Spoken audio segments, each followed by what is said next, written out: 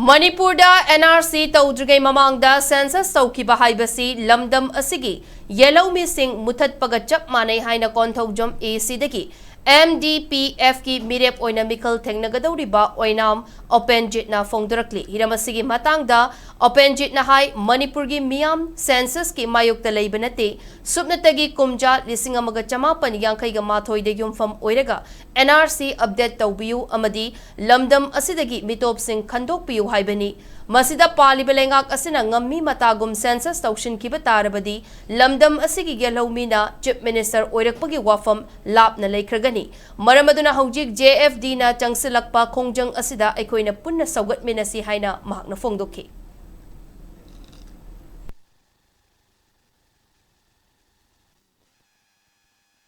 Touganu Hajabana Sadi, Census Toudringei NRC Hana Torokanda, Equigi Chancel Riba, Vitongan Sasingasi,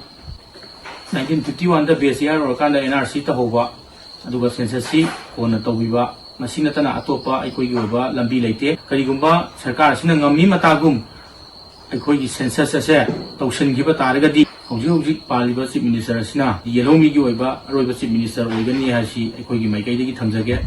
Yelhoumee aikoise pura mutlagani aduna aikoi amutangdi Yelhoumee myam se kalhonabagi damakta sokthaba naidana aigi paipal praja paipal punamak Manipur da leiba Yelhoumee khudimak na hogolakanda